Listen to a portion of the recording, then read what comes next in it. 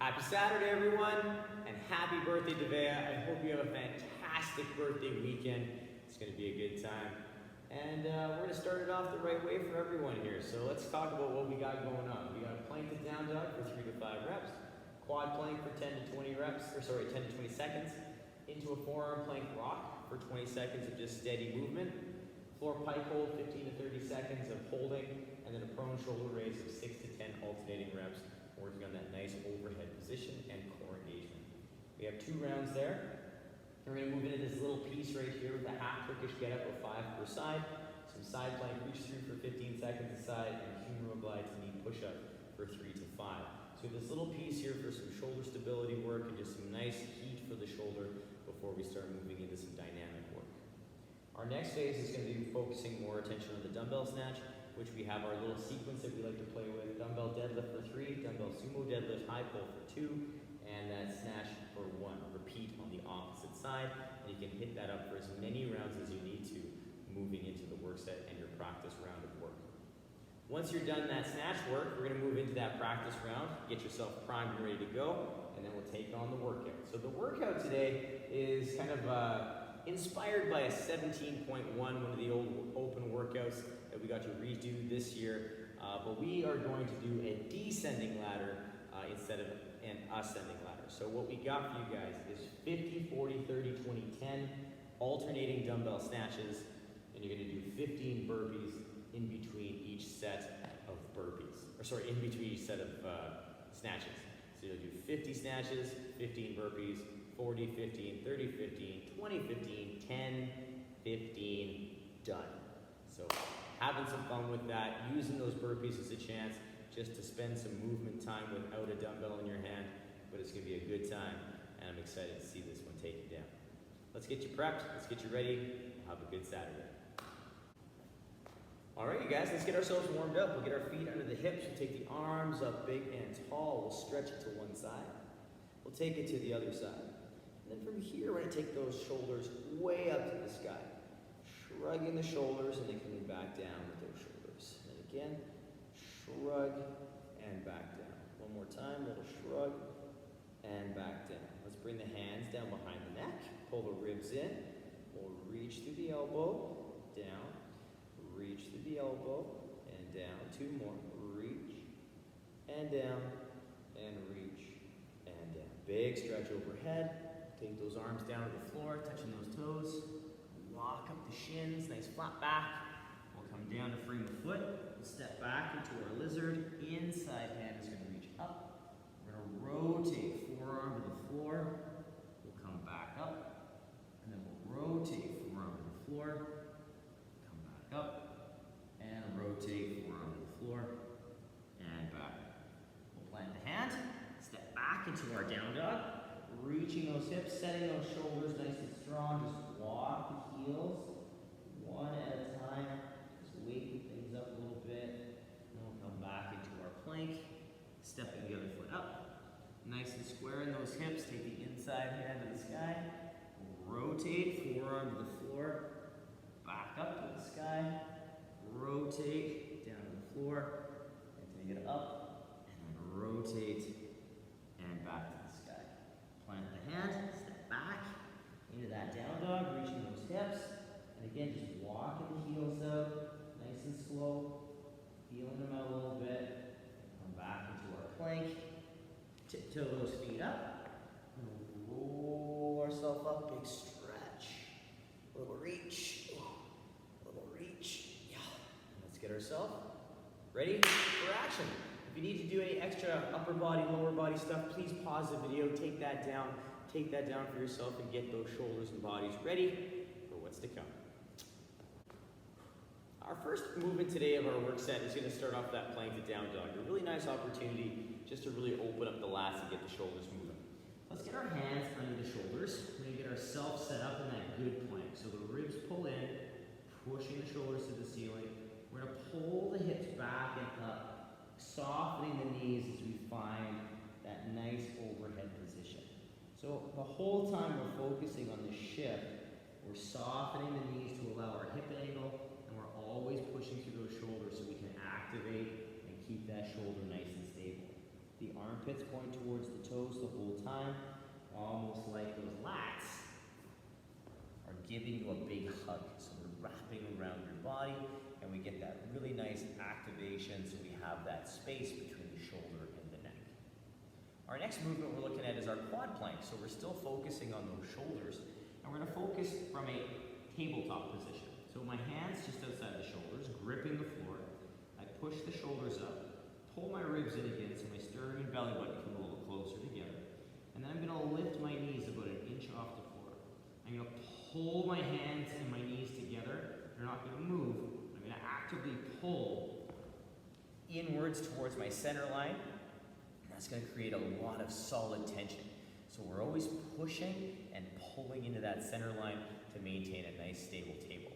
So we're looking at holding that anywhere from 10 to 20 seconds. So if you feel your shoulders start to disengage, your midline starts to turn off, just take a break or bank what time you've had and just no longer than 20, no less than 10. So bank it or take the time frame you can hold and move on from there. But maintain those good positions through the shoulder and the core.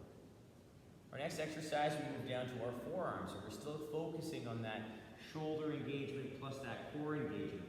So we lower down, forearms are flat, elbows underneath the shoulders. We step our feet back into our plank. And then from here, maintaining this nice level body position, we're gonna pull with the upper body, and we're gonna push back with the upper body. Pulling the shoulders towards the hand, pushing the shoulders away from the hand. So we wanna think about that same action we do when we do our plank rocks. So if I'm here, I'm pulling with my upper body, not pushing through my toes. My toes moving is just sort of a byproduct because of the action of my upper body. So you'll feel that all through here. You'll feel it a little differently in this because we're in our forearm position. So as we pull, you're gonna feel this kind of crunch a little bit more through here in your side body and your lats. So have some fun with that one, you guys. It's kind of a neat little movement. Experiment with your range and just see where it takes you. But really focus on keeping that level body. We're not moving into a dolphin. We're trying to stay as flat as we can. Floor pike hold comes up next, and we're going to take that from our tabletop as well. So we're going to set ourselves up with those hands just outside the shoulders. We're going to bring our knees together, toes curled under, setting the shoulders and pulling the ribs in. We're going to extend those legs, loading the shoulder as best I can, pushing through the shoulders, pushing through the floor, and pulling those ribs in. So we're always kind of pressing the floor away, just like we were in our quad plank. The only difference is we're more stacked hand, shoulder, hip in terms of our positioning. If you'd like to tiptoe your feet a little closer to your hands, you can, but our goal is to try and keep that nice stacked alignment from hands to hip. Last but not least, we have our prone shoulder raise. So everyone's favorite handstand drill. We get ourselves down on the floor, our toes are together, our palms are down towards the floor as well. We're gonna pull our ribs and hips in so we find that little hollow. We're gonna push our shoulders down towards the floor so our armpits face the ground and press towards the ground, and we push our hands into the ground. So we feel that nice tension position. From here, we're gonna maintain that tension as we lift an arm off the ground, maintaining that armpit towards the floor. We bring it back down, we feel that connection, we switch sides. We come back down, switch sides. And we just alternate back and forth. I'm not concerned about how high the arm comes off the floor. I'm more concerned about the orientation of the armpit, so making sure that we keep a neck and we're not shrugging inwards, and that we keep that midsection engaged the entire time, so we maintain that little hollow position in through our body. Challenging, if you need to rest and reset the body position every couple reps, please do so. It's worth it. You'll get more out of that exercise if you reset that body position every couple reps, because you'll have that tension necessary to maintain that range. Now, as a quick recap, we have our plank to down dog for 3 to 5, quad plank for 10 to 20 seconds, forearm plank rock for 20 seconds, floor pike hold 15 to 30 seconds, and a prone shoulder raise for 6 to 10 alternating reps. 2 rounds of that, it's going to get you fired up in the shoulders and the core. So take your time, work through it, get yourself in those good positions. Let's pause the video, take that down. We're going to go through some shoulder stability work and then continue on with our day. Our next phase of work is going to primarily focus on shoulder stability and a little bit of push skill. So what we're going to do is we're going to get into our kneeling hip stretch position. So our knee is over our heel, our back knee is under our hip, under our shoulder. And you can choose to load this or not, depending on how comfortable you are with this. But this is not going to be a heavy movement. The leg that's in front, the arm is going to go up to the ceiling in your nice overhead position. So that armpit pointing towards you, and we have a neck. So we're not shrugging the shoulder up towards the ear. We're nice and set with that shoulder. The other arm is going to be reaching towards the floor, and I want you to still focus on this shoulder position as well. So we don't want to creep it inwards, we want to keep it in a natural position, nice and stable. So what I'm going to do is I'm going to take it down towards the floor, reaching the arm up to the sky, pressing that other arm into the floor, and then hold for a beat, and then come back up with good control through the side body. Maintaining a good tension through the low half of the body to maintain control of my overhead. So the more control and stability I have in the lower half and connection to the ground, the better my shoulder will allow me to work. Once I've done my 5 reps per side, I'm going to go to the other side, reset the position, remembering that the leg in front is the arm that is overhead. And you may find that one side is a little bit easier than the other, totally normal. It's pretty standard that we have one side that's a little more dominant or more controlled than the other side. Our next exercise is still going to kind of go through that single arm balance. We're going to work on our side plank reach through. Our side plank reach through can be taken from a full side plank with a straight arm, a forearm, or even a supported side plank. So what we can play around with here again is making sure that this arm is super stable and active the entire time. So we're always pushing through that shoulder. From here, the other arm is going to reach up to the sky, and we're going to take our time rotating that arm through as we kind of work our balance and our stability through that shoulder. I cannot stress the importance of the pressure down into the floor and the engagement through this arm. We have to make sure it's active so it's not sinking into our shoulder that way. Now, if we're playing with that going, I can't really maintain a good shoulder position with that. Let's go from our tabletop. We'll step a foot back, and we're going to keep one leg down. So we establish that supported side plank, and we do the same thing. The key thing here is we're focusing on activating through that supporting shoulder and arm, and I'm working on that rotation to the best of my ability. So it's more along the lines of working the rotation and the support through the shoulder, not as much the fact that I'm doing it from a full side plank. I know most of us can do a full side plank, and that's okay, it's perfect, awesome. But the focus is the rotation, not the plank itself. So take that time. If you have to go down to a knee to do that, please do so. You'll get more out of that drill and more stability in the shoulder. After that, once we've done both sides, we're going to lay on the floor and we're going to work through our humeral glide to knee push-up. So our humeral glide to knee push-up is a great drill to work on getting that good body position that we're going to use later in the burpee. So what we're going to do is we're going to keep the hands just outside the chest, outside shoulder width. My wrist is stacked under my elbow, and I'm going to pull the shoulders forward to where I don't want them necessarily in a push-up. Then I'm going to pull them back to my set position, which is going to keep the elbow stacked over top of the wrist. I'm going to pull the ribs and hips in so I get that good core position, and I'm going to push to that knee push-up position. So my hands are to my shoulders, I'm in a good knee plank, and then with control, I'm going to lead with my chest, coming forward and down, touching my chest to the floor. Then I'll reset the position, disengage, and take the shoulders forward where I don't want them, take them back to where I do, pull the ribs in, push, and again, if I want to make it a little harder, I can add a tempo into that lower. But the big thing here with this lower is I want you guys to maintain engagement the entire time we're going down until you've reached the chest touching the floor. Then once the rep is done, then disengage the body and reset the rep for the next one. It's very important we get used to riding that whole push-up down to the floor with good engagement so that we can maintain that engagement as we move into those push-up progressions and working from the toes. As a quick little recap, we have our half Turkish get up for 5 a side, side plank reach through for 15 seconds a side, humeral glide to knee push up for 3 to 5 reps, and 2 rounds of that work set, taking it down nice and steady, just to prime the shoulder and just work on some of that stability. We're gonna come at you now, we're gonna work on our dumbbell snatch, and then get you closer to that workout. Okay, so we're here now with the dumbbell snatch. We have our little complex we're gonna work on.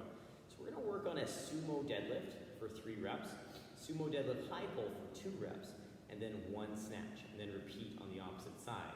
Each of these movements is gonna build off of the next, and we're gonna build off that explosiveness, but really paying attention to the legs and the hips doing their job to move the dumbbell and get momentum on the dumbbell. So our movement is gonna start standing over top of the dumbbell. I'm gonna turn profile so you can see my back position, because the back position is super important in this movement in terms of keeping us safe and efficient. So what I'm going to do is I'm going to pull my hips back and lower my body down. I'm going to take hold of the dumbbell, keeping that chest up high, and then I'm going to push through my legs and stand tall. From here, I'm going to take it back down to wherever I feel comfortable to set that back position and stand tall. Once I've done my 3rd deadlift, I'm going to take the dumbbell back down to that starting position. And I'm going to push a little bit more aggressively through the legs, get some momentum on the dumbbell, and then finish that momentum with the arm.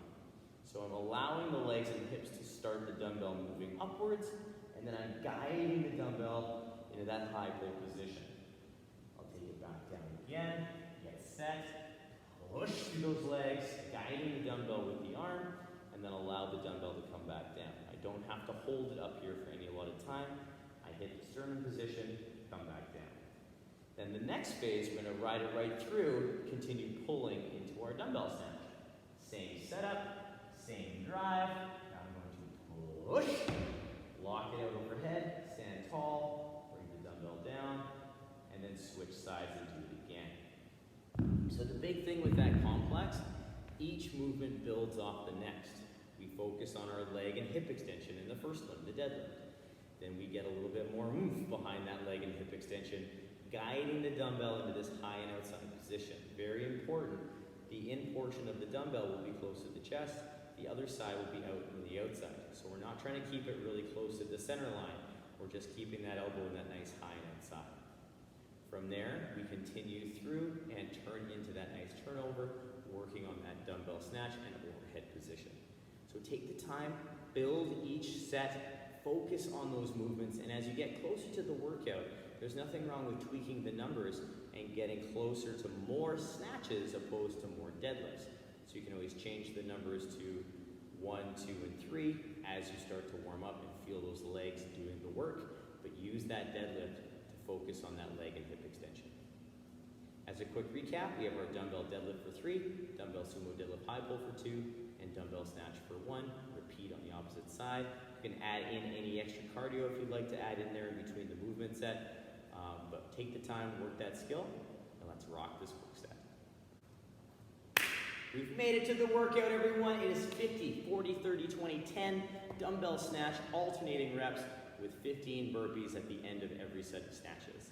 So we've covered the snatch pretty heavily in our previous little work set, working through that movement set in our dumbbell snatch. Now, the burpee, we have a few options for the burpee, but I want you guys to remember back in our earlier stage of the warm-up with the humeral glide. All those rules still apply in our burpees. So we want to make sure the elbow stays over the wrist, the ribs stay in, and we're using that nice tight core as we press into that nice push.